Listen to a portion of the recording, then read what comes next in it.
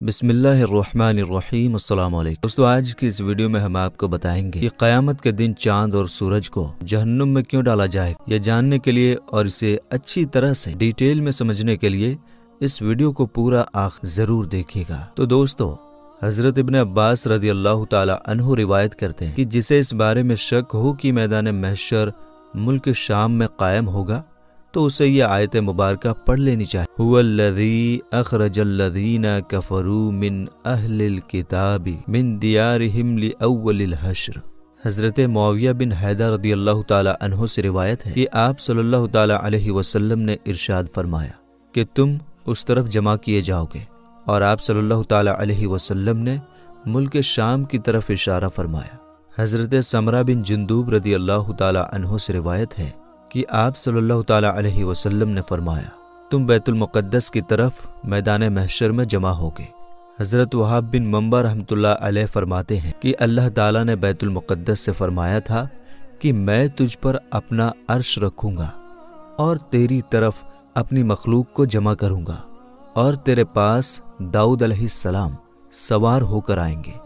हजरत इब्न उमर रदी अल्लाह ताला अन्हु से रिवायत है कि आप सल्लल्लाहु ताला अलैहि वसल्लम ने फरमाया, जो शख्स ये चाहे कि वो क़यामत के दिन को ऐसा देखे जैसा कि नज़र के सामने है, तो उसे चाहिए कि वो सूरा इज़ा शम्सु कुव्विरत और सूरा इज़ा समाउन फ़तरत और सूरा इज़ा समाउन शक्कत पढ़े।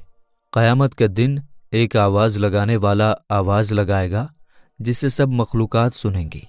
वो कहेगा, हर वो कौम जो खुदा को छोड़कर जिन माबूदों की इबादत करते थे, यानी जिनको वो पूजते थे, वो उन्हीं के साथ हो जाएं।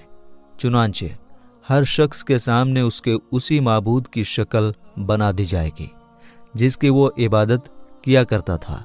एक फरिश्ते की शक्ल हज़रत ईसा बिन मरियम अलैहिस्सलाम जैसी और एक फरिश्ते की शक्ल हज़रत उज़ैर अलैहिस्सलाम जैसी बना दी जाएगी।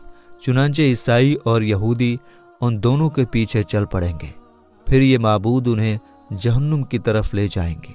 फिर अब कोई नहीं बचेगा, सिर्फ मोमिन रह जाएंगे, और मोमिनीन में कुछ मुनाफिक भी होंगे। अल्लाह ताला उनके सामने जिस हालत में चाहेगा ज़ुहूर करेगा और फरमाएगा, ऐ लोगो, सब लोग चले गए, अब तुम भी अपने खुदा के साथ जिसकी तुम इबादत किया करते थे उसके साथ चले जाओ। वो अर्ज़ करेंगे कि खुदा की कसम, अल्लाह के सिवा हमारा कोई माबूद नहीं, हम गैरुल्लाह की इबादत नहीं करते थे। फिर अल्लाह ताला मोमिनों को अपने जलवे की हल्की सी झलक दिखाएगा जिससे वो पहचान लेंगे कि वही उनका हकीकी रब है। मोमिनीन ये देखकर सजदे में चले जाएंगे, जबकि मुनाफिकीन सर के बल जा गिरेंगे, क्योंकि अल्लाह ताला उनकी पीठ को बैल के सींग की तरह सख्त कर देगा। फिर अल्लाह ताला जब मोमिनीन को हुक्म देगा तो वो अपने सर उठाएंगे। हज़रत इब्न अब्बास रदी अल्लाह ताला अन्हु से रिवायत है कि सैयदना अबू बकर सिद्दीक रदी अल्लाह ताला अन्हु ने अर्ज़ किया, या रसूलल्लाह सल्लल्लाहु ताला अलैहि वसल्लम, मैं आपको देख रहा हूँ कि आप बूढ़े हो रहे हैं। आप सल्लल्लाहु ताला अलैहि वसल्लम ने इरशाद फरमाया, मुझे सूरा हूद, सूरा वाक़िया, सूरा सूर, सूरा मुरसलात, सूरा अम्मा यतसाअलून और सूरा इज़ा शम्सु कुव्विरत ने बूढ़ा कर दिया है। हज़रत अबू मरियम रदी अल्लाह ताला अन्हु से रिवायत है कि आप सल्लल्लाहु ताला अलैहि वसल्लम ने इज़ा शम्सु कुव्विरत का मतलब ये बयान फरमाया है कि सूरज को बेनूर करके दोज़ख में डाल दिया जाएगा, और इज़न नुजूमुन कदरत का मतलब ये बयान किया है कि सितारों को तोड़कर जहन्नुम में डाल दिया जाएगा, और हर उस माबूद को जिसकी खुदा के सिवा परस्तिश की गई, यानी उसकी पूजा की गई, तो उसको दोज़ख में डाला जाएगा, सिवाय हज़रत ईसा अलैहिस्सलाम और उनकी वालदा के। हज़रत इब्न अब्बास रदी अल्लाह ताला अन्हो इज़ा शम्सु कुव्विरत की तफसीर यानी एक्सप्लेनेशन में फरमाते हैं कि अल्लाह ताला सूरज, चांद, सितारों को क़यामत के दिन समुंदर में फेंक कर उनकी रोशनी को ख़त्म कर देगा। फिर अल्लाह ताला पश्चिम की तरफ से हवाएं चलाएगा जो समुंदर को भड़काकर आग में बदल देंगी। और कुछ हजरात ने ये फरमाया है कि जब सूरज को समुंदर में फेंका जाएगा तो उससे समुंदर खौल उठेगा, फिर आग में बदल जाएगा।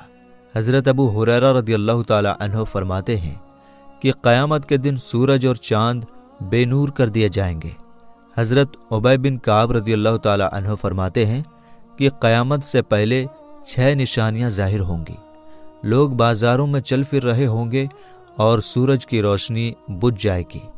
ابھی وہ اسی حالت میں ہوں گے کہ پہاڑ زمین پر گر پڑیں گے اور زمین لرزنے لگے گی، جس سے جنات گھبرا کر انسانوں کی طرف اور انسان گھبرا کر جناتوں کی طرف بھاگیں گے، اور جانور، پرندے اور درندے آپس میں خلط ملط ہو جائیں گے، یعنی ایک دوسرے سے مل جائیں گے۔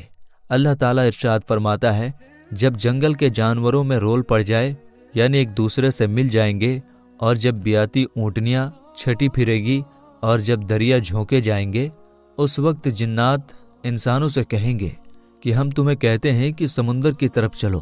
جب وہ وہاں پہنچیں گے تو آگ ہی آگ نظر آئے گی، جس سے شعلے اٹھ رہے ہوں گے۔ لوگ اسی حال میں ہوں گے کہ اچانک زمین پھٹ کر 7ویں آسمان سے جا ملے گی۔ تب ان پر ایک ایسی ہوا چلے گی جو انہیں موت کی گود میں سلا دے گی۔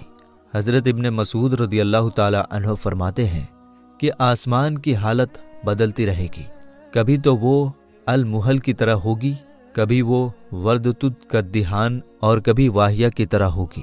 آسمان پھٹتا رہے گا اور اس کے حالات بدلتے رہیں گے۔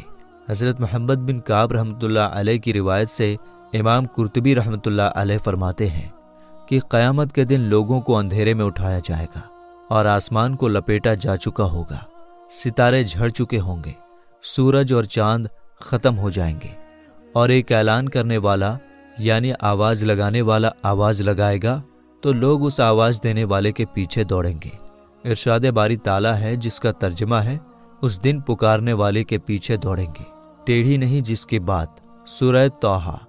آپ صلی اللہ تعالی علیہ وسلم نے فرمایا، جب میں جنت میں جاؤں گا اور اپنے رب اللہ تبارک و تعالیٰ کو دیکھوں گا تو اس کے سامنے سجدہ ریز ہو جاؤں گا۔ اللہ تعالیٰ مجھے اپنی تعریف اور بزرگی بیان کرنے کی ایسی اجازت دے گا جو اپنی مخلوق میں سے کسی کو نہیں دی ہوگی۔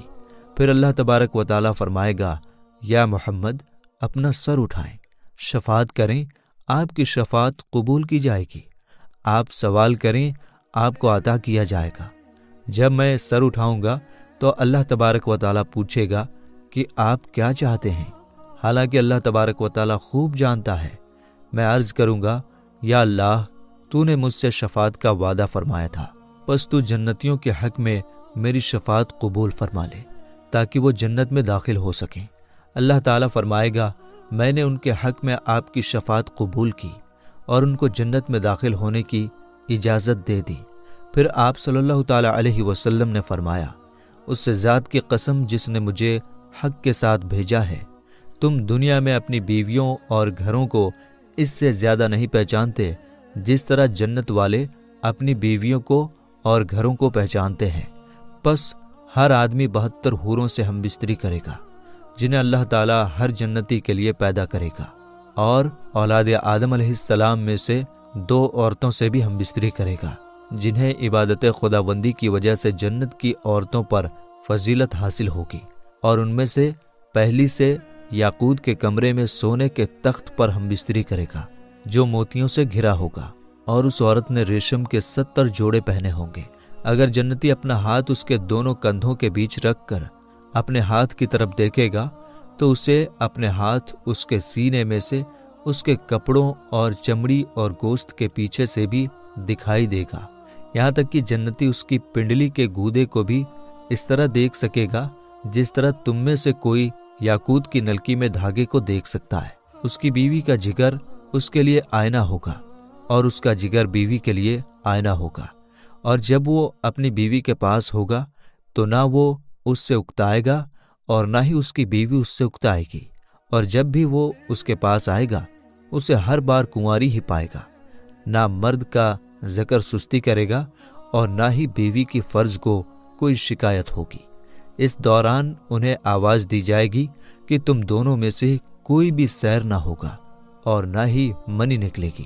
جنتی مرد سے کہا جائے گا، تیرے لیے اور بھی بہت سی بیویاں ہیں۔ وہ ایک ایک کر کے سب کے پاس جائے گا، جس بیوی کے پاس بھی جائے گا وہ کہے گی، واللہ میں نے نہ جنت میں کوئی تجھ سا حسین دیکھا اور نہ کسی کو تجھ سے زیادہ محبوب بنایا۔ اور جہنم کے حقدار جہنم میں جائیں گے۔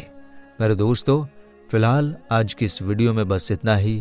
ہم امید کرتے ہیں کہ ہماری آج کی ویڈیو آپ کو اچھی طرح سمجھ میں آ گئی ہوگی۔ ملیں گے انشاءاللہ تعالی اگلی ویڈیو میں۔ السلام علیکم، اللہ حافظ۔